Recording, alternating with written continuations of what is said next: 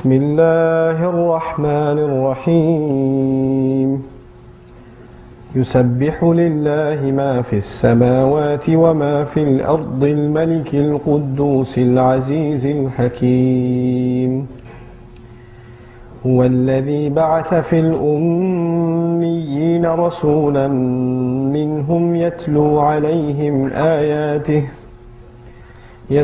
عليهم آياته ويزكيهم ويعلمهم الكتاب والحكمة وإن كانوا من قبل لفي ضلال مبين وآخرين منهم لما يلحقوا بهم وهو العزيز الحكيم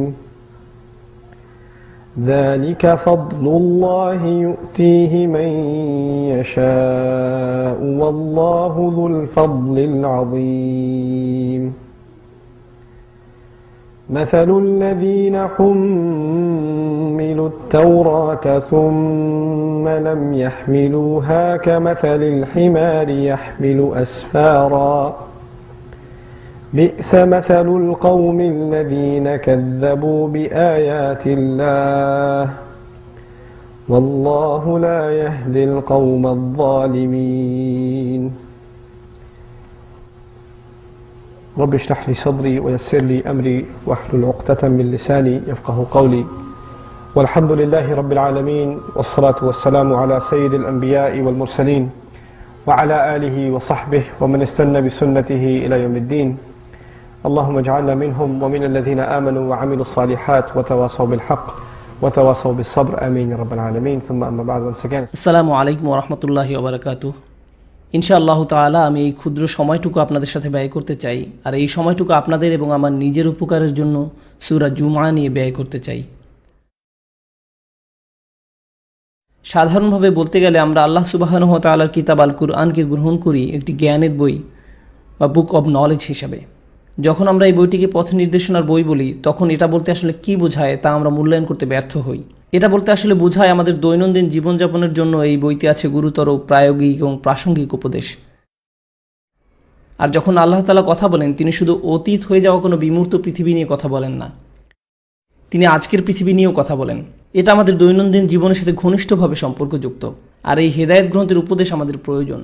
আজকের দিনে আপনি যখন কোনো সমস্যায় পড়েন আর আপনার দরকার কিছু উপদেশ বা পরামর্শর, তখন আপনি এই পৃথিবীর সবার কথা ভাবেন কিন্তু আল্লাহর কথা ভুলে যান।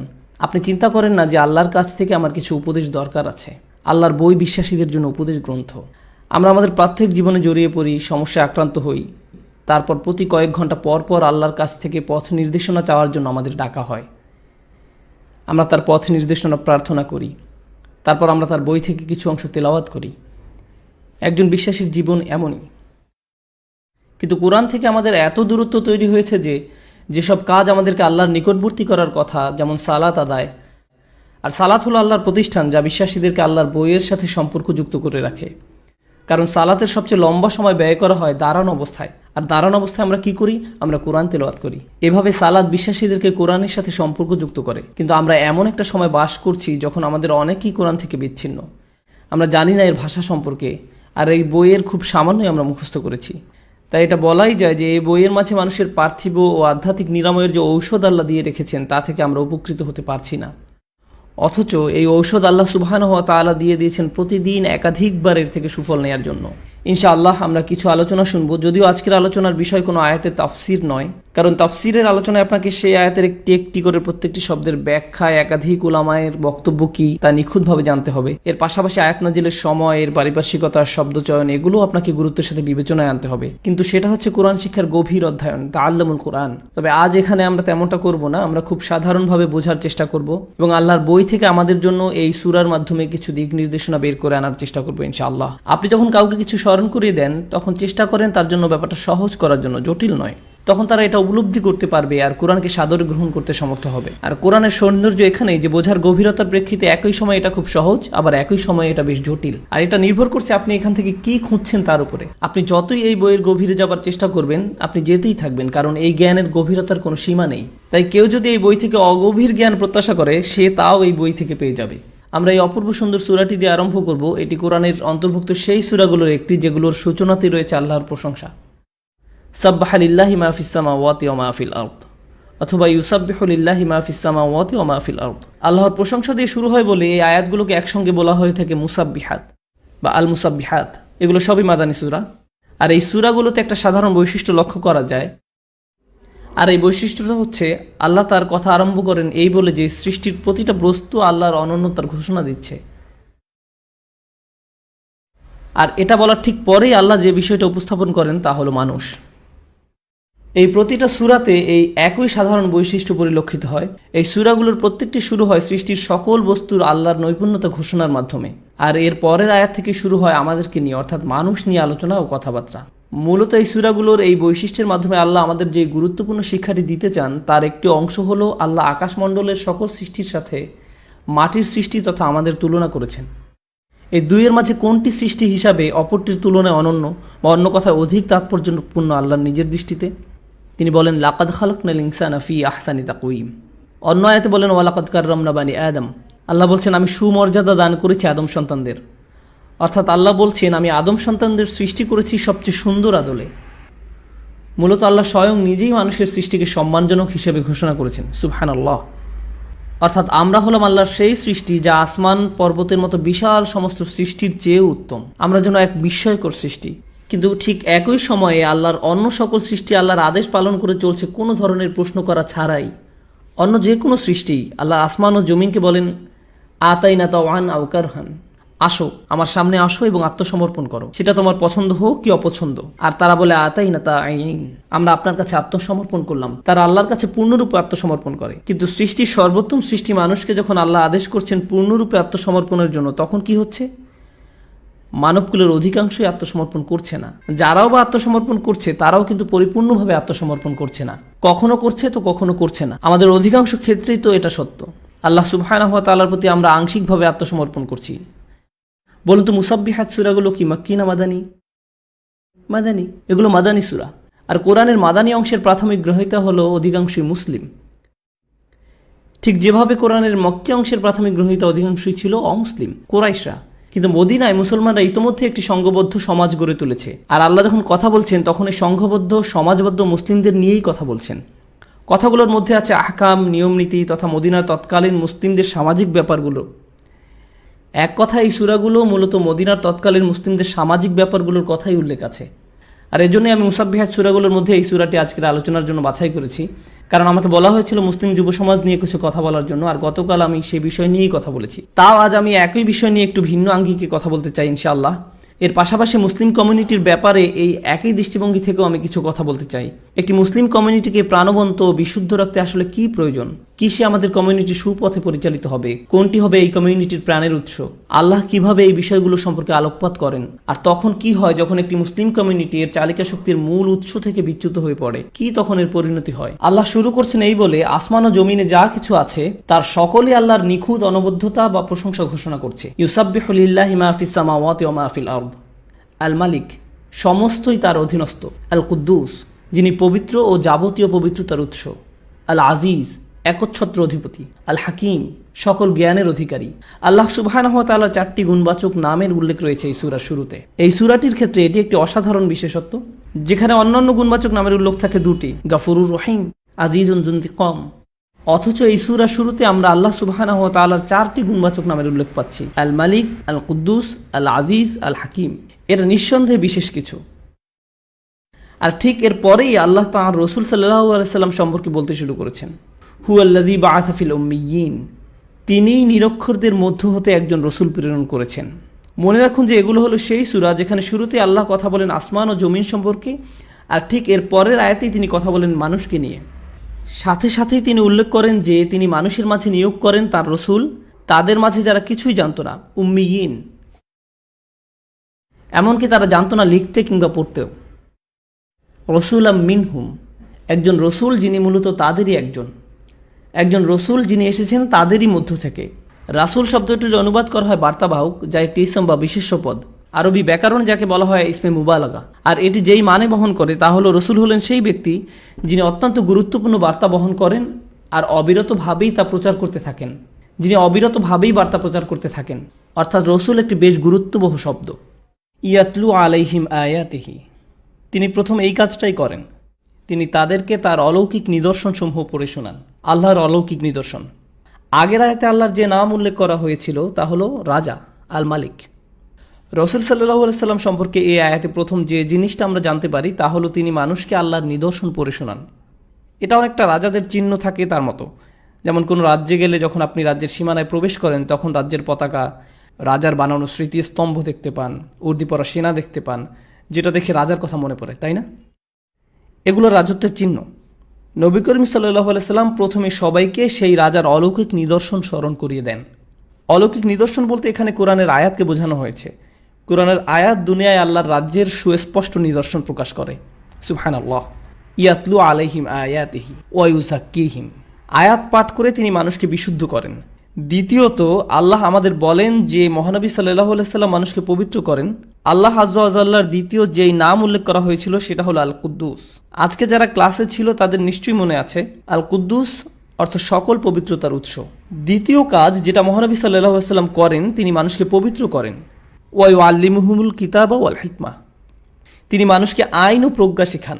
কিতাব শব্দের অর্থ আমি বই না বলে আইন বলেছি, যেমন কুতিবা আলাইকুমুস সিয়াম, কাতাবাল্লাহু আলাইকুম। আরবিতে কাতাবা বলতে শুধু বই বোঝায় না, আইনও বোঝায়। তিনি মানুষকে এই বইয়ের শিক্ষা দেন। এর মধ্যে ধর্ম সংক্রান্ত নির্দেশনা, বিধিনিষেধ, ইসলামী শরিয়া সবই অন্তর্ভুক্ত। এই আইন কে দিতে পারেন? যার এই আইন দেওয়ার কর্তৃত্ব আছে তিনি। আগের আয়াতটিতে আল্লাহর যে তৃতীয় নাম উল্লেখ করা হয়েছিল সেটা হলো আল আজিজ। এবং যখন মহানবী সাল্লাল্লাহু আলাইহি সাল্লাম বলেন ওয়া ইউআল্লিমুহুমুল কিতাব, শেষে বলছেন আল হাকিম। আল্লাহ আযযা ওয়া জাল্লা শেষে তার যে নাম উল্লেখ করেছেন তা হলো আল হাকিম, সর্বজ্ঞানী। আর এখানে আল্লাহ বলছেন আল হিকমা।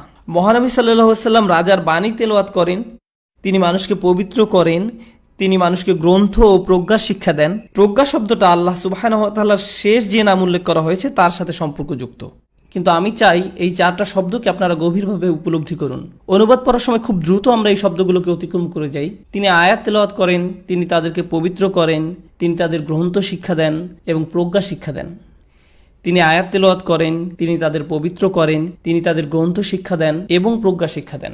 এখানে একটা অন্তর্নিহিত ক্রম আছে। এই ক্রমের ব্যাপারে প্রথম যে জিনিস আমাদের জানা উচিত তা হলো ইব্রাহিম আলাইহিস সালাম এই একই দোয়া করেছিলেন। গত রাতে যারা সায়ানাতে মসজিদে আমার সাথে ছিলেন তারা জানেন যে সেখানে আমরা আল্লাহ সুবহানাহু ওয়া তাআলার সাথে ইব্রাহিম আলাইহিস সালামের যে কথোপকথন তা নিয়ে আলোচনা করেছিলাম। ইব্রাহিম আলাইহিস সালাম বলেছিলেন, রব্বানা ওয়াবআস ফীহিম রাসূলাম মিনহুম ইয়াতলু আলাইহিম আয়াতিক ওয়া ইউআল্লিমুহুমুল কিতাবা ওয়াল হিকমা ওয়া ইউযাক্কিহিম।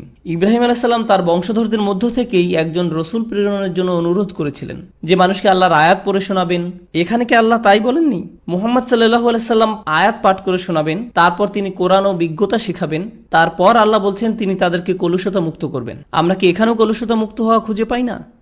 হ্যাঁ পাই, কিন্তু একটা পার্থক্য আছে।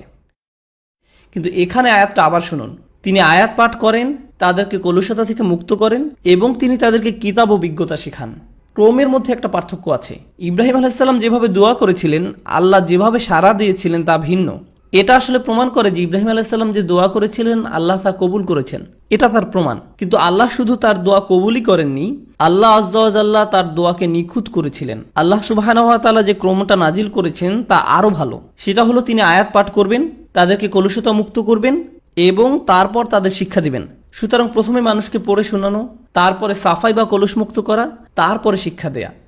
আমি আজকের আলোচনায় এই বিষয়ের উপরই গুরুত্ব দিতে চাই।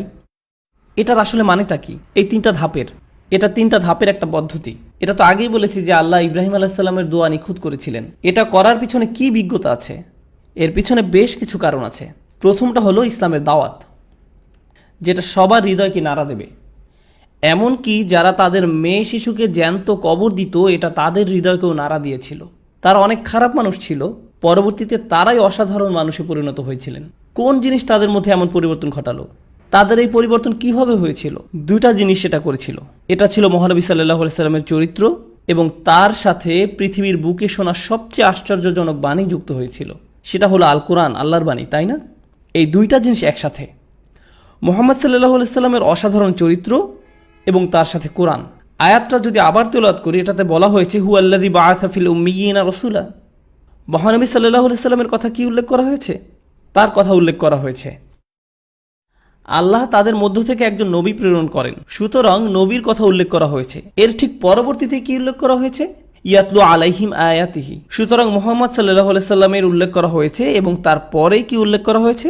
তিনি আয়াত পাঠ করেন, কোরআনের কথা উল্লেখ করা হয়েছে। এই দুইটা জিনিস ইসলামের যিনি দাওয়াত দিচ্ছেন তার চরিত্র, মুনাদিয়া ইউনাদিলিল ঈমান, এবং তার কথা বলা সবচেয়ে শক্তিশালী কথা যেটা মানুষকে ইসলামের দিকে ডাকে। যখন এই দুইটা জিনিস একত্র হয়ে যায় তখন সবচেয়ে খারাপের থেকে খারাপ মানুষও সবচেয়ে ভালোর চেয়ে ভালো হতে পারে।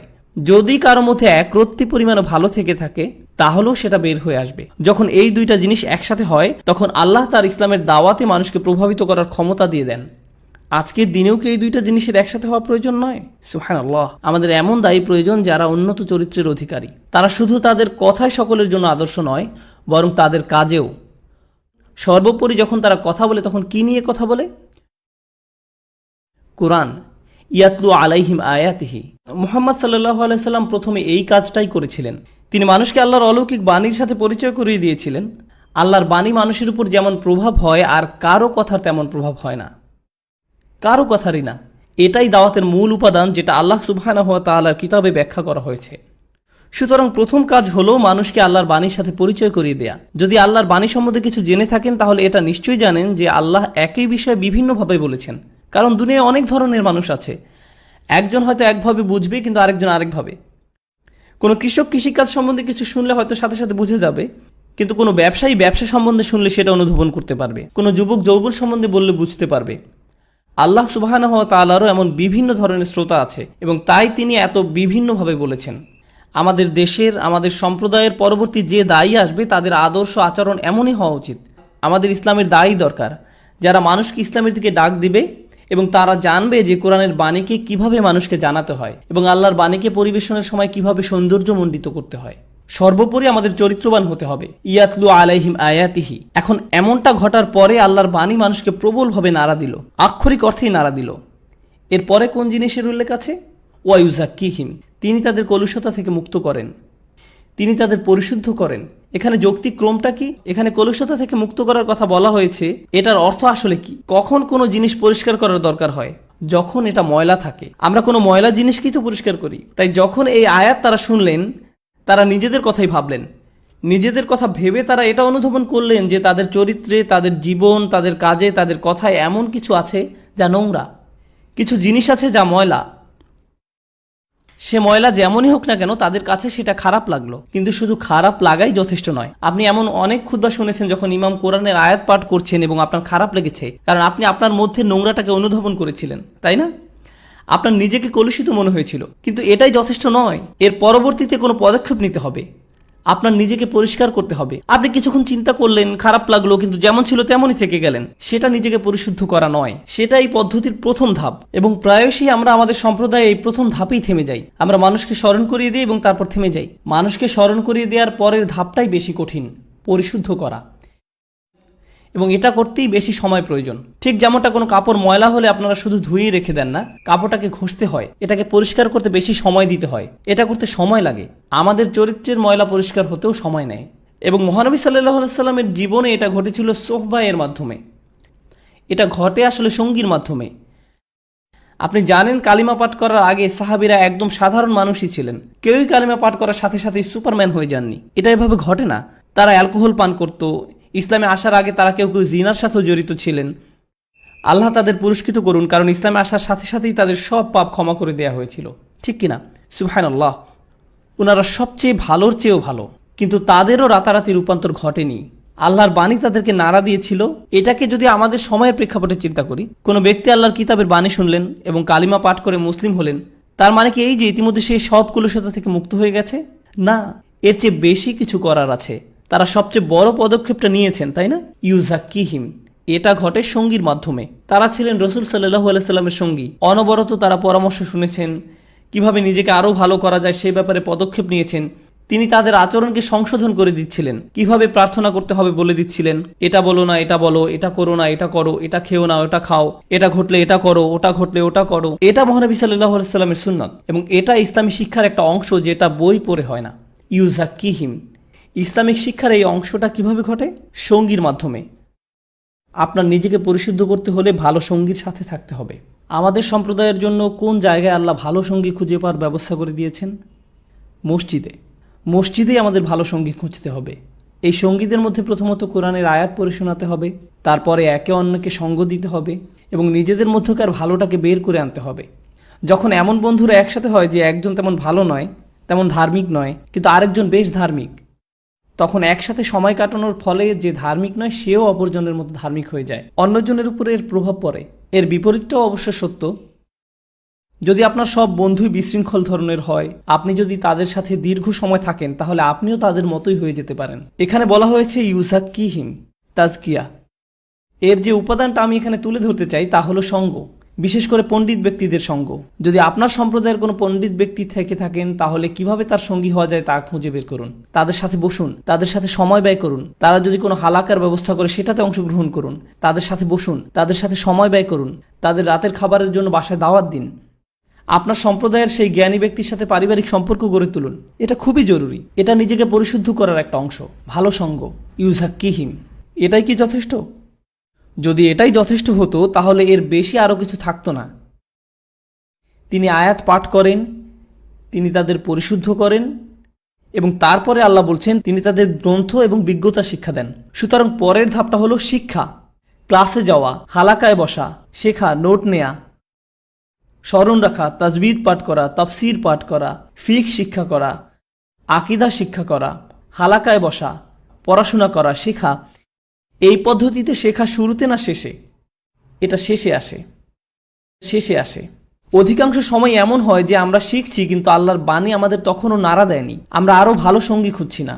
আমাদের বন্ধুরা বিশৃঙ্খল, আমাদের সঙ্গীরা বিশৃঙ্খল, আমরা যেভাবে সময় ব্যয় করি সেটা ভীষণ বিশৃঙ্খল, কারণ আমরা শেখার ব্যাপারে বেশি সচেতন। আপনারা কি জানেন আমাদের আগে এক জাতি ছিল যারা শেখার ব্যাপারে সবচেয়ে সচেতন ছিল, অন্য কোনো ব্যাপারে নয়? বনী ইসরাইল। তারা জ্ঞানের ব্যাপারে খুবই সচেতন ছিল। তারা এত জ্ঞানী ছিল যে আল্লাহ বলছেন অহুম ইয়ালামুন, অর্থাৎ তাদের জ্ঞান ছিল। ইয়া আরিফুনাহু, তারা মহানবী সাল্লাল্লাহু আলাইহি সাল্লামকে চিনতে পেরেছিল। এটা তাদের জ্ঞানেরই নমুনা, তাই না? মিন বাদি মা আকালুহু, তারা যে পরবর্তীতে এটা বুঝতে পেরেছিল, এটা তাদের জ্ঞানের সাক্ষ্য বহন করে। আয়াতের পর আয়াত আমাদের বলছে যে বনী ইসরাইলদের অনেক জ্ঞান ছিল। আতাইনাহুম মিন আয়াতিনা, আতাইনাহু আয়াতিনা হবে আসলে, ঠিক কিনা? সূরা আল আরাফে আমরা জানি যে তাকে আয়াত দেয়া হয়েছিল, তাকে জ্ঞান দেয়া হয়েছিল, তার অনেক জ্ঞান ছিল। ফানসালাখা মিনহা, অথচ সে তা পরিহার করে বেরিয়ে গেছে, ঠিক? সুতরাং তৃতীয় ধাপটা হলো শক্তিশালী শিক্ষা। ইউ আল্লিমু ইউখবিরুর মতো নয়, মানুষকে শুধুমাত্র একটা বই দেয়া। ইউ আল্লিমু হলো মানুষকে শিক্ষা দেয়া। এই শব্দে যে তাসদিদ আছে এটা হলো বাবে তাফঈল। আরবি ব্যাকরণের তালিম থেকে ইউ আল্লিমু শব্দটি এসেছে এবং এটা বোঝায় যে এই শেখাটা ধারাবাহিক, এটা বারবার ঘটতে থাকবে। নিয়মিত হালাকায় যাওয়া, নিয়মিত ক্লাস করা, নিয়মিত বিদ্বান ব্যক্তিদের সাথে বসা, নিয়মিত প্রশ্ন করা, নিয়মিত পড়া। এখানে শেখার ধারাবাহিকতার কথা বলা হয়েছে। আল্লাহ এটা বলেননি যে ইউতিহিমুল ইলম, নবী করিম সাল্লাল্লাহু আলাইহি সাল্লাম মানুষকে জ্ঞান দেন। আল্লাহ এটা বলেন নাই। আল্লাহ বলছেন ইউআল্লিমুহুমুল কিতাব, অর্থাৎ তিনি মানুষকে বই শিক্ষা দেন। সুতরাং এটার মধ্যে পার্থক্য আছে। এটা 3 ধাপের একটা পদ্ধতি। প্রথম ধাপ হলো ইসলামের দাওয়াত, এবং আপনাদের কি মনে আছে আমরা এর আগে কোন কার্যকর দাওয়াতের কথা বলেছিলাম? এটা ছিল স্বয়ং কোরআন। আল্লাহর গ্রন্থকে খুব কার্যকরভাবে উপস্থাপন করতে হবে। আল্লাহর গ্রন্থ মানুষের হৃদয়কে যেভাবে নাড়া দেয় আর কিছুই তার মতো পারে না। আল্লাহ আযজা ওয়া জাল্লা বলছেন এটা কোনো পর্বতের উপর নাজিল করা হতো তাহলে কি ঘটতো? যদি আমি এই কোরআন পাহাড়ের উপর অবতীর্ণ করতাম তবে তুমি দেখতে যে পাহাড় বিনীত হয়ে আল্লাহর ভয়ে বিদীর্ণ হয়ে গেছে। এটাই হলো কোরআন। আল্লাহর বাণী যেটা শুনে ওমর বিন খাত্তাব রাদিয়াল্লাহু তাআলা আনহু, যিনি নিজের কন্যা সন্তানকে জ্যান্ত কবর দিয়েছিলেন, তিনিও পালিয়ে গিয়েছিলেন। ইসলাম ধর্ম গ্রহণ করার আগে আল্লাহর বাণী শুনেই তিনি কাবা থেকে পালিয়ে গিয়েছিলেন। তিনি শুনেই পালিয়ে গিয়েছিলেন। তার উপর এত প্রভাব পড়েছিল। তুফাইল বিন আমর আদ-দাউসি কোরআন তেলাওয়াত শোনা মাত্র ইসলাম ধর্ম গ্রহণ করেছিলেন। উতবা ইবনে রাবিয়া ছিলেন ইসলামের শত্রু। মহানবী সাল্লাল্লাহু আলাইহি সাল্লামকে ভীষণ ঘৃণা করতেন। হামিম আস-সাজদা তেলাওয়াত করে শোনানো হয়েছিল তাকে, এবং তিনি ইসলাম গ্রহণ না করলেও কাঁদতে শুরু করেছিলেন। সুবহানাল্লাহ, কাফিরদের উপরেও কোরআনের কি প্রভাব ছিল। সুতরাং এটা খুবই শক্তিশালী একটা জিনিস। আল্লাহর বাণীর ক্ষমতাকে অবমূল্যায়ন করা উচিত নয়। যাই হোক, আল্লাহ বলছেন তিনি মানুষকে গ্রন্থ এবং প্রজ্ঞা শিক্ষা দেন। ওয়া ইন কানু মিন ক্বাবলু লাফি যালালিম মুবিন, এর পূর্বে তারা স্পষ্টতই বিভ্রান্তিতে ছিল। তারা ছিল পথহারা, তারা একটা গোলমেলে অবস্থার মধ্যে ছিল। আপনারা একটা মজার ব্যাপার জানেন, এই ইউনাইটেড স্টেটে এমন অনেক সম্প্রদায় আছে যারা তাদের মধ্যকার জ্ঞানী ব্যক্তিদেরকে, ইমামকে বা কোনো বক্তা বক্তব্য দিতে আসলেই জিজ্ঞেস করে যে আমাদের কি করা উচিত। আমরা খুবই দিশেহারা। আল্লাহ এখানে বলছেন তোমরা আগে বিভ্রান্ত ছিলে, কিন্তু এখন সবকিছু সহজবোধ্য করার জন্য কোরআন পাঠানো হয়েছে। এটা কি সুস্পষ্ট নয়? এই 3 ধাপের পদ্ধতিটা খুবই সাধারণ, শুধু এটাকে অনুসরণ করো, এটাকে প্রাতিষ্ঠানিক রূপ দাও। এখানে প্রশ্ন করা যেতে পারে যে এটা কিভাবে করব, এটা করতে হলে আমাদের কার সাহায্য লাগবে, আমাদের মসজিদে এটা কিভাবে বাস্তবায়ন করা যাবে, এই প্রকল্পে কোন ধরনের মানুষ সাহায্য করতে পারবে। আল্লাহ সুবহানাহু ওয়া তাআলার বাণীকে যুবক সমাজের কাছে পরিবেশন করার প্রকল্প নিন। মহিলাদের হালাকায় এটা উপস্থাপন করুন, বয়স্কদের কাছে উপস্থাপন করুন, যারা ইংরেজি বলতে পারে না তাদের কাছে তাদের ভাষায় উপস্থাপন করুন, সর্বস্তরে উপস্থাপন করুন। মানুষ আমাদের কাছে আসবে এটা আশা করা উচিত নয়। আমাদের মানুষের কাছে যেতে হবে, এটা আমাদের শিখতে হবে। এমনটা বলবেন না যে আমরা আমাদের একটা অনুষ্ঠান আয়োজন করেছিলাম কিন্তু কেউ আসলো না। না না না না না, আমাদের তাদের কাছে যেতে শিখতে হবে। মহানবী সাল্লাল্লাহু আলাইহি সাল্লাম নিজের বাসায় থেকে সেখানে মানুষকে আসার দাওয়াত দিতেন না, সেটা ছিল একেবারে শুরুতে। তিনি মানুষকে রাতের খাবারের জন্য ডাক দিতেন, সেটাতে কাজ হলো না। তারপর তিনি কি করলেন? তিনি মানুষের কাছে যাওয়া শুরু করলেন। আমাদের আজকের মুসলিম উম্মতের মধ্যেও এমনটাই করতে হবে। ইয়াতলু আলাইহিম আয়াতিহি ওয়া ইউযাক্কিহিম ওয়া ইউআল্লিমুহুমুল কিতাবা ওয়াল হিকমা ওয়া ইন কানু মিন ক্বাবলু লাফি যালালিম মুবিন ওয়া আখারিনা মিনহুম লাম্মা ইয়ালহাকু বিহিম। খুবই শক্তিশালী একটা আয়াত। এবং তারা ছাড়াও আরো অনেকে আছে, মানে আরবরা ছাড়াও, সাহাবারা ছাড়াও আরো অনেকে আছে যারা এখনো তাদের পর্যায়ে যুক্ত হয়নি। সুতরাং এখানে আল্লাহ ইতোমধ্যে এই উম্মতের আন্তর্জাতিক বৈশিষ্ট্যের বিষয়ে উল্লেখ করেছেন, কারণ এমন অনেকে আছে যারা এখনো তাদের সাথে এসে যুক্ত হয়নি। তারা কারা? আজকের দিনে তারা হলো তুর্কি, মালয়েশিয়ান, আফ্রিকান, সারা দুনিয়ার মুসলমান। আল্লাহ খুব সাধারণ একটা শব্দ ব্যবহার করে সবার কথা বুঝিয়েছেন। এবং এই আয়াতের মধ্যে যে প্রজ্ঞা লুকিয়ে আছে তা হলো অন্যরা এসে ইসলাম ধর্মে যোগদান করার আগেই আমাদের এই পদ্ধতি চালু রাখা উচিত। কারণ যোগদান করার পরে তাদের কোন জিনিসটা সবচেয়ে দরকার হবে? এই 3 ধাপের পদ্ধতি। তাদের এই 3 ধাপের প্রক্রিয়ার প্রয়োজন পড়বে। আজকে যখন কেউ শাহাদা পাঠ করে মুসলিম হয়ে যায় এবং আমাদের মসজিদে আসে, আমাদের মসজিদে কি সেই প্রক্রিয়া চালু আছে? সেখানে কি এই প্রক্রিয়া সহজলভ্য? সেখানে কি কোরআনের আয়াতকে ব্যাখ্যা করা হয়? আজকে কি মিম্বার থেকে দাওয়াত দেওয়া হয়েছে? যদি হয়েও থাকে তারপরে কি তাদের সঙ্গ দেওয়ার ব্যাপারটা নিশ্চিত করা হয়েছে যেন তারা নিজেদের পরিশুদ্ধ করতে পারে? এই পদ্ধতি কি প্রাতিষ্ঠানিক রূপ পেয়েছে? এটা একটা ঐশী ক্রম, এটা আমাদের দেয়া হয়েছে। এটা খুবই কার্যকর। এটা কার্যকর করা হলে যে কোনো সম্প্রদায়ের জন্যই খুবই শক্তিশালী একটা সমাধান। এবং অবশ্যই এই কৌশল অনেক উদ্ভাবনী পর্যায়ে কার্যকর করা যায়, কিন্তু মূল নীতিমালা আশ্চর্যজনক। ওয়াহুয়াল আজিজুল হাকিম, এবং তিনি সর্বময় ক্ষমতার অধিকারী, সর্বজ্ঞানী। যালিকা ফাদলুল্লাহি ইউতিহি মান ইয়াশা, এটা আল্লাহর পক্ষ থেকে অনুগ্রহ এবং তিনি এটা যাকে ইচ্ছা দেন। এখানে অনুগ্রহটা হলো মহানবী সাল্লাল্লাহু আলাইহি সাল্লাম। তিনি যে পদ্ধতি ব্যবহার করতেন সেটা, তার পদ্ধতিটা কি ছিল? সেটা ছিল ইয়াতলু আলাইহিম আয়াতিহি ওয়া ইউযাক্কিহিম ওয়া ইউআল্লিমুহুমুল কিতাবা ওয়াল হিকমা। তিনি তাদের কাছে পাঠ করেন আয়াতসমূহ, তাদেরকে পবিত্র করেন এবং শিক্ষা দেন কিতাব ও হিকমাত। এটাই আল্লাহর পক্ষ থেকে অনুগ্রহ এবং তিনি এটা যাকে ইচ্ছা দান করেন। এর অর্থ হলো আমাদের এটা উপলব্ধি করতে হবে যে এই আয়াতগুলো ক্ষুদ্র কোনো বিষয় নয়, এগুলো আল্লাহর অনুগ্রহ।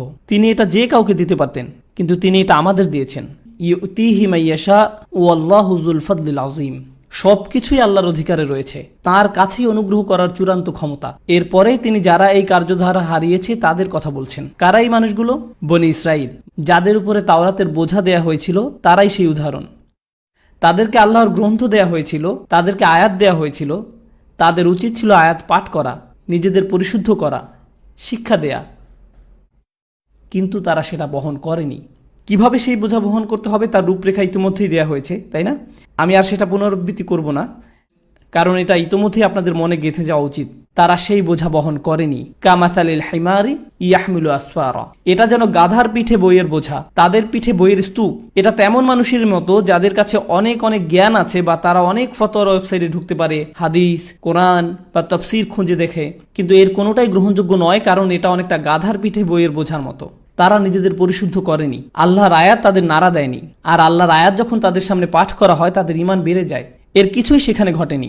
যেখানে আয়াত পাঠ করা হলে তাদের ঈমান বৃদ্ধি পাওয়ার কথা, সেখানে তাদের সাথে এমনটা ঘটে না। এটা তাদের কাছে শুকনা জ্ঞান। এটা শুধু কোনো মজার একটা তথ্য বা বক্তব্য দেওয়ার সময় আওড়ানোর জন্য শেখার বিষয়। তারা আল্লাহর আয়াতকে এর মধ্যেই সীমাবদ্ধ করে ফেলেছে। সুবহানাল্লাহ। তাই এখানে আল্লাহ বলছেন তারা সেই বোঝা বহন করেনি। কামাসালিল হিমারি ইয়াহমিলু আসফারা, সেই গাধার মতো যার পিঠে বইয়ের বোঝা। বিইসা মাসালুল কওমিল্লাযীনা কাযযাবু বিআয়াতিল্লাহ, এই কথাগুলো ভয় পাওয়ার মতো। কি জঘন্য সেই জাতির উদাহরণ। আল্লাহ এখানে বনী ইসরাইলদের কথা বলেননি, তিনি বলেছেন জাতি। তিনি এখানে একটা জাতিবাচক শব্দ ব্যবহার করেছেন। আর যখন তিনি এটা সাধারণ জাতিবাচক শব্দ ব্যবহার করেন, এর মানে কি জানেন? এর মানে হলো এটা হবে যে কেউ যারা এই কাজটি করে। কি জঘন্য সেই জাতির উদাহরণ! আল্লাহ এখানে বনী ইসরাইলদের কথা বলেননি, তিনি বলেছেন জাতি। তিনি এখানে একটা জাতিবাচক শব্দ ব্যবহার করেছেন। কি জঘন্য সেই জাতি যারা আল্লাহর আয়াতকে মিথ্যা সাব্যস্ত করে। তারা আল্লাহর আয়াতের সাথে সুবিচার করেনি, তারা আল্লাহর আয়াত নিয়ে সত্য কথা বলেনি। আল্লাহ আমাদেরকে ক্ষমা করুন যেন আমরা তেমন না হই। আল্লাহু লা ইয়াহদিল কওমাজ জালিমিন। যারা আল্লাহর গ্রন্থকে যথার্থ মূল্য দিতে পারে না, তাদের চূড়ান্ত শাস্তি কি? যখন আল্লাহ তাদের গ্রন্থ দিয়েছিলেন, কিভাবে এর শিক্ষাকে জীবনে, সমাজে, সম্প্রদায়ে কার্যকর করতে হবে তাও বলে দিয়েছিলেন, দোজখে শাস্তি পাওয়ার আগে তাদের শাস্তি হলো আল্লাহ তাদেরকে পথ দেখাতে অস্বীকার করেছেন। কারণ আল্লাহ তাদের পথ প্রদর্শন করেছিলেন এবং তারা সেটার যথার্থ মূল্যায়ন করেনি। তাই আল্লাহ বলছেন আল্লাহু লা ইয়াহদি, আল্লাহ কোনো ভ্রান্ত জাতিকে পথ প্রদর্শন করেন না। আল্লাহ তাদের দিয়েছিলেন এবং তারা এর যথার্থ মূল্য দেয়নি, তাই সেই দরজা বন্ধ হয়ে গেছে। এ কারণেই আল্লাহ যখন আমাদের কোনো উপহার দেন, আমাদের উচিত সেটার যথার্থ মূল্যায়ন করা। আমরা মন থেকে আল্লাহর কাছে চাই যে তিনি যেন আমাদের তাঁর গ্রন্থের পথ নিদর্শন করেন, মহানবী সাল্লাল্লাহু আলাইহি সাল্লামের সুন্নাতের যথার্থ মর্ম উপলব্ধি করার তৌফিক দান করেন। কুল ইয়া আইয়ুহাল্লাযীনা হাদু, ইয়াহুদী সম্প্রদায়কে বলে দিন, কুল ইয়া আইয়ুহাল্লাযীনা হাদু। সেই সময় ইয়াহুদী সম্প্রদায়কে বলতে বলা হয়েছে, ইন জাআনতুম আন্নাকুম আউলিয়াউ লিল্লাহ, যদি তোমরা নিশ্চিত হয়ে থাকো যে আল্লাহ তোমাদের রক্ষা করবেন, তোমরা আল্লাহর খুব কাছের, তোমরা আল্লাহর প্রিয় বন্ধু। আর এটা খুব সুন্দরভাবে আগের আয়াতের সাথে সম্পর্কযুক্ত। আপনারা খেয়াল করে থাকবেন যে যখন কোনো সম্প্রদায়ের ধর্মের সত্যিকারের ভাবার্থটাকে হারিয়ে ফেলে এবং ভাষা জ্ঞানই শুধু অবশিষ্ট থাকে, তখন যেখানে আল্লাহর প্রতি ভয় থাকার কথা সেখানে একটা শূন্য অনুভূতি হয়। যেখানে আল্লাহর প্রতি সশ্রদ্ধ ভয় থাকার কথা, যেখানে অবিরত আল্লাহকে স্মরণ করার তাড়না থাকার কথা, সেখানে যখন আল্লাহকে ভয়, স্মরণ কোনোটাই অবশিষ্ট থাকে না, যখন একটা সম্প্রদায়ের কোনোটাকেই গুরুত্ব দেওয়া হয় না, তখন একটা জিনিসই অবশিষ্ট থাকে, আর তা হলো মিথ্যা অনুমান। কারণ আল্লাহর সত্যিকারের ভালোবাসা, ভয়, স্মরণ আর সেখানে নেই, পাত্রটা ফাঁকা। তাই অন্য জিনিস সেই পাত্রটাকে ভর্তি করে। এর মধ্যে অন্যতম জিনিস হলো আমল, মিথ্যে আশা। অন্যতম মিথ্যে আশা হলো আমি যত খারাপই হই না কেন, অন্তত আমি লা ইলাহা ইল্লাল্লাহ মুহাম্মাদুর রাসূলুল্লাহ সাল্লাল্লাহু আলাইহি ওয়াসাল্লাম বলেছি, তাই আমি যা ইচ্ছা তাই করতে পারি। আমার একটা মদের দোকান আছে, কিন্তু এই কাজটা তত খারাপও নয়। অন্তত আমি কালিমা বলি, অন্তত আমি আমার আয়ের অর্ধেক রমজান মাসে মসজিদে দেই। আস্তাগফিরুল্লাহিল আযীম। আপনি আপনার মদের দোকানে টাকা মসজিদে দিচ্ছেন, সেই মসজিদে আরো কত ফিতনার জন্ম দিবে কোনো ধারণা আছে কি আপনার? আপনারা কি জানেন ইসলাম ধর্ম প্রবর্তনের আগে বন্যায় কাবাঘর ক্ষতিগ্রস্ত হয়ে গিয়েছিল এবং কুরাইশরা কাবাকে পুনর্নির্মাণ করার জন্য অর্থ সংগ্রহ করছিল। তারা মদ, পতিতাবৃত্তি ও জুয়া থেকে টাকা নিতে অস্বীকার করেছিল। হেরা তো হলো মুশরিক, মুশরিকরাই এমন করেছিল। আর আমাদের সময় আমাদের না বলতে হলে যুদ্ধ করতে হয় যে আমরা এইসব আয়ের উৎস থেকে টাকা নিব না। আর সেই দাতা তখন বলেন, আপনি এটা কি বলছেন? আমি দান করছি কারণ এটা আমার জান্নাতে যাওয়ার টিকিট। আমি টাকা দিচ্ছি যেন আমি আমার হারাম ব্যবসার মালিক হওয়ার জন্য ভালো বোধ করতে পারি। এমনটাই ঘটে। সুবহানাল্লাহ। আমরা এখন এই পর্যায়ে উপনীত হয়েছি। সুতরাং তারা ধারণা করে যে তারা আল্লাহর আউলিয়া। আল্লাহ বলছেন মিন দুনিন নাস, অন্য মানুষদের তুলনায় তোমরা বিশেষ দল, তোমরা সেই দল যাদের আল্লাহ সত্যিই ভালোবাসেন। যদি এটাই তোমাদের ধারণা হয়ে থাকে, ফাতামান্নাউল মাউত, তবে মৃত্যু কামনা করো, তবে বিনা দ্বিধায় মৃত্যু কামনা করো। বিশ্বাসীরা যারা সত্যি আল্লাহকে বিশ্বাস করেন, যারা সত্যি হৃদয় ঈমান অনুভব করেন, কুরআনে উল্লেখ করা তাদের অন্যতম একটি দোয়া কিভাবে শেষ হয়েছে জানেন? খুবই চমৎকার একটা দোয়া, ওয়া তাওয়াফানা মাআল আবরার, আমাদেরকে ধার্মিক হিসাবে মৃত্যু দান করুন। এটা মৃত্যু চেয়ে দোয়া, কিন্তু কি ধরনের মৃত্যু? ধার্মিক হিসেবে। আল্লাহ বলছেন তোমরা যদি সত্যিই ততটা ধার্মিক হয়ে থাকো, যদি তোমরা আল্লাহর বন্ধু হয়ে থাকো, তবে তোমাদের কি কামনা করা উচিত? ধার্মিক হিসেবে মৃত্যু কামনা করো। যদি তোমরা এতটাই নিশ্চিত হয়ে থাকো যে জান্নাত তোমাদের জন্য অপেক্ষা করছে, যেখানে গেলে পাবে অসীম বাগান, গ্যালারি, সমুদ্র তীরের সম্পত্তি, সরোবরের ধারার জমি, যেখানে কোনো ট্যাক্স দিতে হবে না, কোনো পাওনা টাকা পরিশোধ করতে হবে না, কেউ সেখানে বৃদ্ধ হবে না, সেখানে কোনো হেলথ ইন্স্যুরেন্স নেই, এইসব কোনো সমস্যা সেখানে নেই, তবে কেন তোমরা এখানে সময় নষ্ট করছো? তোমাদের জন্য তো জান্নাত নিশ্চিত। যাও আল্লাহর কাছে চাও যেন দ্রুত তোমাদেরকে সেখানে নিয়ে যান। তোমরা কেন এখানে থাকতে চাও? এবং বাসা ভাড়া, জমির টাকা, গাড়ির টাকা দিতে হবে, এমনকি খাবার রান্না পছন্দ না হলেও সেটাই খেতে হবে। তোমরা কেন অপেক্ষা করে আছো? যাও আল্লাহর কাছে চাও যেন দ্রুত তোমাদের সেখানে নিয়ে যান। যদি তোমরা এতটাই নিশ্চিত হয়ে থাকো যে তোমরা আল্লাহর বন্ধু, তারা যে প্রতারণা করে আল্লাহ সেটা দিয়েই তাদেরকে ডাক দিয়েছেন। আপনারা কি খেয়াল করেছেন যে মিথ্যা আশা তাদের ভুলিয়ে রেখেছে? তারা ভাবে তাদের দুনিয়াতে ভালো হবে এবং আল্লাহ তাদের এত ভালোবাসেন যে তারা এখানে পার্টি করতে পারবে এবং পরকালেও পার্টি করতে পারবে। আমরা সব করতে পারবো কারণ আল্লাহ আমাদের বন্ধু, এটা একটা মিথ্যে আশা। এমনকি এটা কোনো বিশ্বাসী মানুষের অন্তরে প্রবেশ করতে পারে যদি সে মহানবী সাল্লাল্লাহু আলাইহি সাল্লামের পদ্ধতি, আল্লাহর গ্রন্থের সাথে সুসম্পর্ক না রাখে। সুতরাং ইন কুনতুম সাদিকিন, যদি তোমরা সত্যবাদী হয়ে থাকো তবে এটার কামনা করো। ওয়ালা ইয়াতামান্নাউনাহু আবাদা, তারা এটা কখনোই কামনা করবে না। বিমা কদ্দামাত আইদিহিম, কখনোই না। কেন তারা এটা কামনা করবে না? যদিও তারা নিশ্চিত যে তারা আল্লাহর বন্ধু, কিন্তু তাদেরকে এটা করতে বললে জানেন কেন তারা এটা করবে না? কারণ তাদের হাত যেটা ভবিষ্যতে পাঠিয়েছে, সোজা বাংলা এটা বোঝা একটু কঠিন। আমার হাত কি ভবিষ্যতে পাঠিয়েছে? এটার মানে আমি ইমেইলের পরিভাষা ব্যাখ্যা করতে পারি। যখন আপনি সেন্ড বাটন চাপ দেন, তারপরে আপনি কি ইমেইলটা ফিরিয়ে আনতে পারেন? এটা সামনে গেছে, এটা অগ্রসর হয়ে গেছে, আপনার ইমেইল সামনে চলে গেছে। যখন আপনি এই দুনিয়ার কোনো কাজ করেন, এটা আক্ষরিক অর্থেই অগ্রসর হয়ে গেছে। এটা চলে গেছে আমাদের দুই কাঁধের উপরের দুই হার্ড ড্রাইভে। সেখানে দুইটা হার্ড ড্রাইভ আছে, ঠিক কিনা? আমাদের কাজগুলো সেখানে চলে যায় এবং সেই হার্ড ড্রাইভে সংরক্ষিত হয়। আমাদের সব কাজ সেখানে সংরক্ষিত আছে। আমরা কি আর তা ফিরিয়ে আনতে পারি? না। তারা জীবনে অনেক খারাপ কাজ করেছে এবং সব কাজের প্রমাণ সেখানে আছে। তারা জানে যে তারা অনেক ভয়ানক সব কাজ করেছে, যে তারা সেগুলো নিয়ে চিন্তাও করতে চায় না। আর এটাই ফাসিকের মনস্তত্ব। এটাকে বুঝতে হবে, এটা খুবই গুরুত্বপূর্ণ বিষয়। এটা নিয়ে কথা বলতে ইচ্ছা করছে না। আর এটাই ফাসিকের মনস্তত্ব। যখন কেউ আল্লাহর অবাধ্যতায় ভীষণ নিমজ্জিত থাকে আর তার জন্য তার রাতে ঘুম আসার একমাত্র উপায় হলো সেটা নিয়ে চিন্তা না করা, আর এটাই ফাসিকের মনস্তত্ব। যদি কেউ তার সাথে মৃত্যু নিয়ে পরকালে কি ঘটবে সে বিষয়ে কথা বলে, তখন তারা বলে আমি এটা শুনতে চাই না, এটা নিয়ে কথা বলতে ইচ্ছা করছে না। এটা এতই ভীতিপ্রদ যে তারা এই বিষয় থেকে দূরে থাকাই শ্রেয় মনে করে। আপনারা কি জানেন, যখন সিংহ আক্রমণ করতে আসে কিন্তু উট পাখি পালাতে পারে না, তখন সে কি হাস্যকর কাজটা করে? মাটির মধ্যে মাথা ঢুকিয়ে দেয়। আমি বাস্তবতার সম্মুখীন হতে চাই না, এই বিষয়ে আমি কোনো লেনদেন করতে চাই না। এখানে বেশ আছি, বাস্তবতার উপেক্ষা করে খুব ভালো আছি। এমনটাই ঘটে যখন কেউ পাপে ভীষণভাবে নিমজ্জিত থাকে। আমি বরং এটাই বিশ্বাস করি যে আল্লাহ আমাকে ভালোবাসেন এবং আমি আল্লাহর বন্ধু। আর যখন কেউ তার এই ধাপ্পার বিষয়ে স্মরণ করিয়ে দেয়, তখন তার উত্তর হয় আমি এসব শুনতে চাই না, এ বিষয়ে কথা বলতে ভালো লাগছে না। এটাই ফাসিকের আচরণ। এই মানুষগুলো এই পরিমাণ অসৎ, এটা আমাদের সম্প্রদায়েও ঘটতে পারে, এমনকি আমাদের পরিবারেও। অনেক সময় যখন আপনি বলেন যে আল্লাহ আমাদের কত ভালোবাসেন, আল্লাহ আমাদের কিভাবে পুরস্কৃত করবেন, মানুষ আপনার কথা শুনবে। কিন্তু আল্লাহর অবাধ্যতার ফলাফল ভোগ করতে হবে শুনলে তারা বলে তুমি কি এইসব হতাশাজনক বিষয়ে কথা বলা বন্ধ করবে? চলো আমরা অন্য বিষয়ে কথা বলি, চলো আমরা রকেট গেম অথবা অন্য কোনো বিষয়ে কথা বলি। আমি ওসব কিছু শুনতে চাচ্ছি না। এ কারণে আল্লাহ এখানে বলছেন ওয়ালা ইয়াতামান্নাউনাহু আবাদা বিমা কদ্দামাত আইদিহিম আল্লাহু আলিমুম বিজ্জালিমিন। তারা নিজেদের কৃতকর্মের কারণে কখনো মৃত্যু কামনা করবে না। আল্লাহ জালেমদের সম্পর্কে সম্যক অবগত আছেন। আল্লাহ এই পাপীদের কথা সবই জানেন, তার কাছে সব হিসাব আছে। তারা কি করছে সে বিষয়ে তিনি অবহিত। তাদের আচরণ ভুল এবং তাদের কাজও। কুল, বলুন, ইন্নাল মাউতাল্লাযী তাফিরুনা মিনহু, যে মৃত্যু থেকে তোমরা পালাচ্ছ, যে মৃত্যু থেকে তোমরা দূরে থাকার চেষ্টা করছো, ফা ইন্নাহু মুলাকিকুম, সে মৃত্যুর সাথে তোমাদের একদিন সাক্ষাৎ হবেই। এটা তোমাদের সাথে সাক্ষাৎ করতে আসবে। তুমি সেই সাক্ষাৎ এড়াতে পারবে না, সেটা থেকে নিস্তার পাবে না। এমন অনেক সময় ঘটে যে স্কুলে ফলাফল দেওয়ার দিন আসলে বাচ্চা হাঁচি কাশির মতো ভাব করে বলে আমি যেতে চাই না, আমার তেমন ভালো লাগছে না। তারা এই সাক্ষাৎটাকে এড়ানোর চেষ্টা করতে পারে, কিন্তু কিছু সাক্ষাৎ আছে যা কেউ এড়াতে পারে না, কেউ সেটা থেকে নিস্তার পায় না। এটা তেমনই এক সাক্ষাৎ। ইন্নাকা কাদিহুন ইলা রাব্বিকা কাদহান ফামুলাকিহ, হে মানুষ, তুমি কঠোর পরিশ্রম করতে করতে তোমার রবের দিকে এগিয়ে যাচ্ছ। ওই যে একটা জিনিস আছে না, এসকেলেটর, যেটা সমান্তরালে কনভেয়ার বেল্টের মতো চলে, আপনিও তেমনই একটা কিছু। আপনি চান বা না চান আপনি সামনে যাচ্ছেন। আপনি পিছন ফিরে দাঁড়াতে পারেন, এদিক সেদিক তাকাতে পারেন, কিন্তু আপনি সামনেই এগিয়ে যাচ্ছেন, পিছনে যাওয়ার কোনো উপায় নেই। আপনি চান বা না চান আপনি সামনে যাচ্ছেন, আপনি শুধু সেই সাক্ষাতের দিকেই এগিয়ে যাচ্ছেন। আমরা সবাই সেদিকেই যাচ্ছি, এ ব্যাপারে কোনো সন্দেহ নেই যে আমাদের এটার সংস্পর্শে আসতে হবে। সুম্মা তুরাদ্দুনা ইলা আলিমিল গায়বি ওয়াশ শাহাদা, তখন তোমরা সবাই দৃশ্য অদৃশ্য সর্ববিষয়ে জ্ঞাত আল্লাহর কাছে ফিরে যাবে। এর অর্থ হলো আল্লাহ আমাদের হৃদয়ের ভিতরের এই শূন্যতাকে জানেন। আল্লাহ জানেন যখন কোনো অসৎ উদ্দেশ্যে আপনি কোনো ভালো কাজ করছেন। সুবহানাল্লাহ।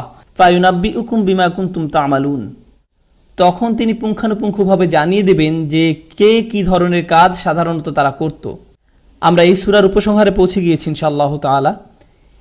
ইয়া আইয়ুহাল্লাযীনা আমানু, যারা বিশ্বাস করে।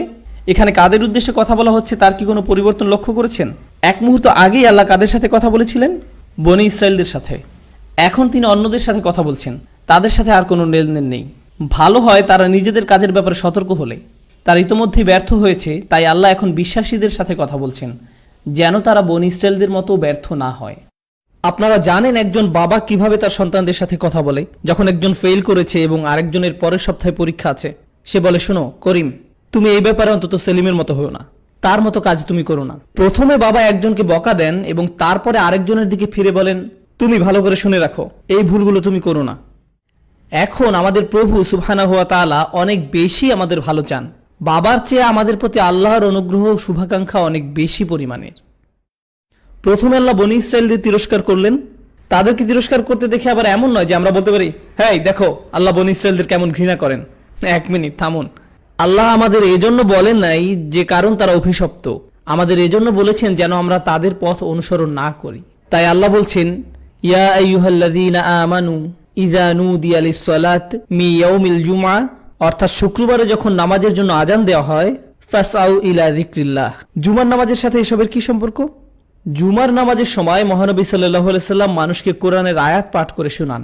জুমার নামাজ হলো সেই সময় যখন আপনাদের পুনর্জাগরিত হওয়ার কথা। জুমার খুতবা আল্লাহর একটি অসাধারণ বিধান, যা হলো এই উম্মতের সাপ্তাহিক সম্মেলন। এটা একটা সাপ্তাহিক সম্মেলন। যখন আপনাদের কোনো বিশেষ অনুষ্ঠান থাকে, বক্তা আসবে, কিন্তু সবাইকে কি অনুষ্ঠানে দেখা যায়? অনেক মানুষই আসে, কিন্তু সবাই তো আসে না। কিন্তু একটা ব্যাপার সবসময় ঘটে, তা কোনো বিখ্যাত বক্তাই হোক অথবা ততটা বিখ্যাত বক্তা না হোক, কিংবা কোনো বক্তা না থাকলেও, কোনো ইমাম না থাকলেও সবাইকে কি জুমার নামাজে পাওয়া যায়? এটা একটা ঐশ্বরিক বিধান। এটার জন্য কোনো লিফলেট বিতরণ করতে হয় না, এটার জন্য ফেসবুকে কোনো ইভেন্ট পেজ খুলতে হয় না, কাউকে কোনো ইমেইল পাঠাতে হয় না। এটা একটা কার্যক্রম যেটা আল্লাহ সুবহানাহু ওয়া তাআলা নিজ থেকে ঠিক করে দিয়েছেন যেন আমরা মহানবী সাল্লাল্লাহু আলাইহি সাল্লামের পদ্ধতিকে হারিয়ে না ফেলি। শুক্রবারে যখনই জুমার নামাজের আজান দেয়া হয়, তখন দ্রুত আল্লাহকে স্মরণ করতে যাও। ফাসাউ ইলা যিকরিল্লাহ, আল্লাহকে স্মরণ করতে দ্রুত যাও। এই বিধানের মাধ্যমে এই পদ্ধতিকে বাস্তবায়ন করা হয়েছে। এখান থেকেই এই সূত্রপাত। এ কারণেই আমাদের বাস্তব অবস্থায় আমি বলবো, জুমার খুতবা হলো সবচেয়ে বড় আমানা। এটা হলো সবচেয়ে বড় সম্পদ যেটা সব মসজিদেরই আছে। জুমার খুতবা এত শক্তিশালী, এত মর্মস্পর্শী হওয়া উচিত, যে ব্যক্তি ইসলামের কোনো কিছুই জানে না সেও যেন এটা শুনে কেঁপে ওঠে। জুমার খুতবা এতটা উদ্দীপনাপূর্ণ এবং এত ভালো হওয়া উচিত যে যে কেউ ভীষণ পরিশ্রান্ত হলেও হাই তুলবে না। এটা একটা আমানা, সব মসজিদকে ভরসা করে এই দায়িত্ব দেয়া হয়েছে। আমাদের উচিত মানুষের কাছে আল্লাহর আয়াত পৌঁছে দেয়া। মানুষের কাছে আল্লাহর আয়াত পৌঁছানোর সবচেয়ে ভালো সুযোগ হলো শুক্রবারের নামাজ। শুক্রবারের নামাজে এটাই দায়িত্ব, ফাসআউ ইলা যিকরিল্লাহ। আমাদেরকে বলা হয়েছে আল্লাহকে স্মরণ করতে দ্রুত যাও, কেনা বেচা বন্ধ করো। ওয়াজারুল বাই যালিকুম খায়রুল লাকুম ইন কুনতুম তা'লামুন। কিন্তু আজকাল কি ঘটে? আমাদের সময় ঘটা অন্যতম বিপর্যয়কারী একটি ঘটনা। বেশিরভাগ মানুষ জুমার নামাজে খুতবা শুরু হওয়ার আগে নাকি পরে এসে হাজির হয়। পরে আসে, বেশিরভাগ মানুষই পরে আসে। সিংহভাগ মানুষ আসে যখন একামত শুরু হয়ে যায়। সুতরাং তারা কি আল্লাহকে স্মরণ করতে পারে না? কারণ যেহেতু তারা আরবি বুঝে না, তাই নামাজে কি পাঠ করা হচ্ছে তা তারা বুঝে না। একমাত্র যে জিনিসটা তারা হয়তো বা বুঝতো সেটা কি? খুতবা। কিন্তু তারা তো সে সময় আসেনি। তাই আমাদের এখন আগে আসার ব্যাপারে খুতবা দেয়া দরকার, যেন আমরা এই প্রথাকে পুনরুজ্জীবিত করতে পারি। আমাদেরকে এটা শুরু করতে হবে। যদি তাদের আসতে 5 মিনিট দেরি হয়, তবে খুতবাও 5 মিনিট অতিরিক্ত বলতে হবে। খুবই দৃঢ়ভাবে বলতে হবে যে কেন আমাদের খুতবার আগে আসা দরকার এবং এটা আল্লাহর কাছে কতটা গুরুত্বপূর্ণ। আমাদের জন্য তিনি এটাকে কতটা গুরুত্বপূর্ণ করেছেন যে আমাদের আল্লাহর স্মরণে দ্রুত যেতে বলেছেন এবং আমাদের কেনাবেচা বন্ধ রাখতে বলেছেন। তখন তোমরা যদি জানতে যে এটা করাই তোমাদের জন্য ভালো। তারপর আল্লাহ সুবহানাহু ওয়া তাআলা পরিশেষে মহানবী সাল্লাল্লাহু আলাইহি সাল্লামকে একটা উদাহরণ দিয়েছেন, ফাইযা কুদিয়াতিস সালাতু ফান্তাশিরু ফিল আরদ ওয়াবতাগু মিন ফাদলিল্লাহ। নামাজ শেষ হয়ে গেলে তোমরা পৃথিবীতে ছড়িয়ে পড়ো এবং আল্লাহর অনুগ্রহ সন্ধান করো। তোমাদের কাজে ব্যবসায় ফিরে যাও, ওয়াবতাগু মিন ফাদলিল্লাহ। কিন্তু আল্লাহ আরো বলছেন, ওয়াজকুরুল্লাহ কাসীরা, অর্থাৎ আল্লাহকে বেশি করে স্মরণ করো। আপনারা কি জানেন কিভাবে এক ব্যক্তি আল্লাহকে বেশি স্মরণ করতে পারে? বেশিরভাগ সময় জুমার নামাজ শেষ হয়ে গেলে আপনাদের মনে হয় যে দিনের ধর্মকর্ম সব শেষ, এখন আমি পার্টি করতে পারি। সর্বোপরি আজ তো শুক্রবার রাত, বিশেষ করে আমেরিকাতে এমন ঘটে, ঠিক না? কিন্তু খুতবাটা যদি খুব শক্তিশালী হয় তাহলে সেটা অন্তত ওই দিনটা পর্যন্ত আপনার সাথে টিকে থাকে। এভাবেই আল্লাহকে বেশি স্মরণ করা হয়। তাই আল্লাহ বলছেন, ওয়াজকুরুল্লাহ কাসীরা লাআল্লাকুম তুফলিহুন, যেন তোমরা সফলকাম হও। আল্লাহ যেন আমাদেরকে সফলকামদের মধ্যে একজন করেন। ওয়া ইযা রাউ তিজারাতান আও লাহওয়া। এবং এটা মহানবী সাল্লাল্লাহু আলাইহি সাল্লামের জীবনে একটা বিশেষ ঘটনা যে যখন তিনি খুতবা দিচ্ছিলেন তখন একটা ব্যবসায়িক কাফেলা সে জায়গা অতিক্রম করে যাচ্ছিল এবং মানুষ সেই কাফেলার দিকে দৌড়ে গিয়েছিল। মানুষ এখনো সেই কাজটাই করে। তারা নামাজের সালাম দেয় এবং সালাম শেষ হওয়া মাত্র তারা খুঁজতে থাকে যে তাদের জুতাটা আসলে কোথায় আছে। তারা তাড়াহুড়া করে, দৌড়াও, খুব দ্রুত এখান থেকে বের হতে হবে। আমরা নিজেদের মধ্যে এই আচরণ গড়ে তুলেছি। তারা ব্যবসার দিকে তাড়াহুড়া করে যায়, তারা কুকা ইমা, তারা ওই দিকে দৌড়ে গেল এবং আপনাকে দাঁড়ানো অবস্থায় রেখে। কুল মা ইনদাল্লাহি খাইর, তাদেরকে বলুন আল্লাহর কাছে যা আছে তা তুলনামূলকভাবে ভালো। আল্লাহর কাছে কি আছে? এমনকি আল্লাহ এটা বলেন নাই যে মহানবী সাল্লাল্লাহু আলাইহি সাল্লামের কাছে যা আছে তা তুলনামূলকভাবে ভালো। তিনি বলেছেন আল্লাহর কাছে যা আছে তা তুলনামূলকভাবে ভালো। এবং আল্লাহর কাছে আছে ওয়াল্লাহু ইনদাহু হুসনুল মাআব, আল্লাহর কাছে আছে পুরস্কার, জান্নাত। তোমরা কোন ব্যবসার চুক্তি করতে পারবে যেটা তোমাদেরকে জান্নাতে নিতে পারবে? কি করলে সেখানে যেতে পারবে? আসো তোমাদেরকে আরো ভালো কিছু দেখাই। কুল মা ইনদাল্লাহি খায়রুম মিনাল্লাহি ওয়া মিনাত তিজারা, এটা যে কোনো বিনোদন, যে কোনো সিনেমা যেটা শুরু হবে 2:45-এ আর জুমার নামাজ শেষ হবে 2:15-তে। সুতরাং আপনার কাছে আছে মাত্র 30 মিনিট সময় সিনেমা হলে যাওয়ার জন্য। এটা তার চেয়ে ভালো, যে কোনো বিনোদনের চেয়েও ভালো। অমিনাত তিজারা শব্দটি যে কোনো ধরনের ব্যবসায়িক কর্মকাণ্ডকে বোঝায়। ওয়াল্লাহু খায়রুর রাজিকিন, এবং দুশ্চিন্তা করো না, তোমাদের ব্যবসার কোনো ক্ষতি হবে না জুমার নামাজে আসার জন্য, কারণ আল্লাহ বলছেন আল্লাহ হলো প্রদানকারীদের মধ্যে সবচেয়ে ভালো। ওয়াল্লাহু খায়রুর রাজিকিন। মানুষ কেন জুমার নামাজ পড়ে তাড়াহুড়া করে ফিরে যাওয়ার জন্য? অনতি বিলম্বেই নামাজ ঠিকমতো শেষ না করেই, কারণ তারা ভাবে তাদের রিজিক কমে যাবে। আল্লাহ এখানে বলছেন আসো, আল্লাহ আরো ভালো প্রদানকারী, আল্লাহ সবচেয়ে ভালো প্রদানকারী। সুবহানাল্লাহ। তাই পরিশেষে আমরা বলতে পারি, আর আমি প্রতিজ্ঞা করছি এটা বলার পরেই আমি শেষ করে দেব, এবং এই অংশে একটা আয়াত লাআল্লাকুম তুফলিহুন, অর্থাৎ আল্লাহকে বেশি করে স্মরণ করো যেন তোমরা সফলকাম হও। আমি মহানবী সাল্লাল্লাহু আলাইহি সাল্লামের একটা হাদিস বলতে চাই যেটাও এই একই শব্দ দিয়ে শেষ হয়। মহানবী সাল্লাল্লাহু আলাইহি সাল্লাম আমাদের বলছেন ইয়া আহলাল কুরআন লা তাতাওয়াসসাদুল কুরআন, হে কোরআনের সম্প্রদায়, কোরআনকে হালকা ভাবে নিও না, এটাকে আরাম করার উপায় বানিয়ে ফেলো না। ওয়াতলুহু হাক্কা তিলাওয়াতিহি আনা আল-লাইলি ওয়ান-নাহার, দিন এবং রাত সব সময় কোরআন পড়ো এবং অনুসরণ করো যেভাবে পড়া এবং অনুসরণ করা তার প্রাপ্য। তারপর তিনি বলছেন ওয়াবসুহু, একে ছড়িয়ে দাও, ওয়াতাগান্নাহু, একে সৌন্দর্যমণ্ডিত করো, ওয়াতাদাব্বারু ফীহি, গভীরভাবে একে নিয়ে চিন্তা করো, ইন্নাকুম তুফলিহুন, যেন তোমরা সফলকাম হতে পারো। হাদিসটা শুরু হয়েছে হে কোরআনের সম্প্রদায় বলে, ইয়া আহলাল কুরআন বলে। এটা বলা হয়নি যে ইয়া আইয়ুহাল্লাযীনা আমানু, ইয়া মা'আশারাল মুসলিমিন, না না না না না, ইয়া আহলাল কুরআন, হে কোরআনের সম্প্রদায়। আল্লাহর নবী আমাদেরকে কোরআনের সম্প্রদায় বলে সম্বোধন করছেন। এইভাবেই আমাদের সংজ্ঞায়িত হওয়া উচিত। এটা বলেই আজকের মতো আমি শেষ করছি। সুবহানাকাল্লাহুম্মা ওয়া বিহামদিক ওয়া আশহাদু আল্লা ইলাহা ইল্লা আনতা আস্তাগফিরুকা ওয়া আতুবু ইলাইক ওয়া আসসালামু আলাইকুম ওয়া রাহমাতুল্লাহি ওয়া বারাকাতুহু। আমার মনে হয় না প্রশ্নের উত্তর দেওয়ার মতো কোনো যোগ্যতা আমার আছে, কিন্তু আপনাদের যদি কোনো প্রশ্ন থেকে থাকে আর আমি যদি উত্তর দিতে পারি তাহলে আমি উত্তর দেব। Yes, go ahead.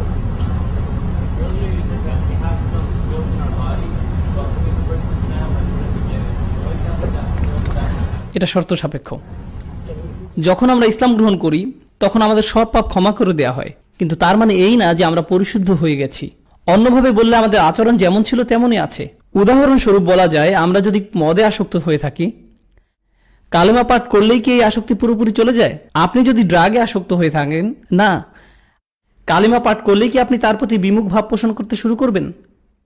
যদি আপনি ধূমপায়ী হয়ে থাকেন, কালেমা পাঠ করার পরও আপনি এর প্রতি আসক্তি বোধ করবেন? অবশ্যই। এটা এমন নয় যে কালেমা পাঠ করলাম আর সব ঠিক হয়ে যাবে, সবকিছু আমার মধ্য থেকে দূর হয়ে গেল। আল্লাহর ঐশ্বরিক সাহায্য আসবে, কিন্তু এই সব অভ্যাস ত্যাগ করার চেষ্টা করতে হবে। নিজের মধ্যে থেকে এসব খারাপ অভ্যাসকে পরিষ্কার করতে হবে। পূর্বে যে খারাপ কাজ আপনি করেছেন তার জন্য আপনাকে আর জবাবদিহিতা করতে হবে না, কিন্তু এখন আপনাকে এটা নিশ্চিত করতে হবে যে আপনি আর সেই খারাপ কাজে ফিরে যাচ্ছেন না। যদিও আগে আপনি অনেকদিন যাবত ওই কাজগুলো করে আসছিলেন। আপনারা কি পাভলোর ক্লাসিক্যাল কন্ডিশনিং জানেন? একটা কাজ বারবার করতে করতে আপনার অভ্যাস হয়ে যায়, এভাবেই আপনি কাজ করেন। এই খারাপ কাজ থেকে বের হয়ে আসতে সত্যি অনেক চেষ্টা করতে হয়। যুবকদের মধ্যে একটা খুবই খারাপ অভ্যাস আছে, কোনো এক সময় যখন বাবা মা আশেপাশে থাকে না তখন তারা কম্পিউটার নিয়ে বসে। এটা একটা খারাপ অভ্যাস।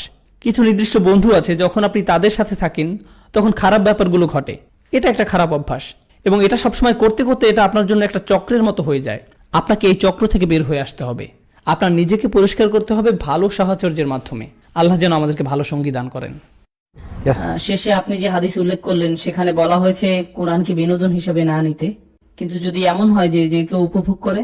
না না, এখানে বলা হয়নি যে বিনোদন হিসেবে না নিতে, এখানে বলা হয়েছে হালকা ভাবে না নিতে, বা কোরআনকে বিনোদনে পরিণত করে ফেলো না। হাদিসে তেমন কিছু বলা হয়নি। সেখানে বলা হয়েছে লা তাতাওয়াসসাদুল কুরআন।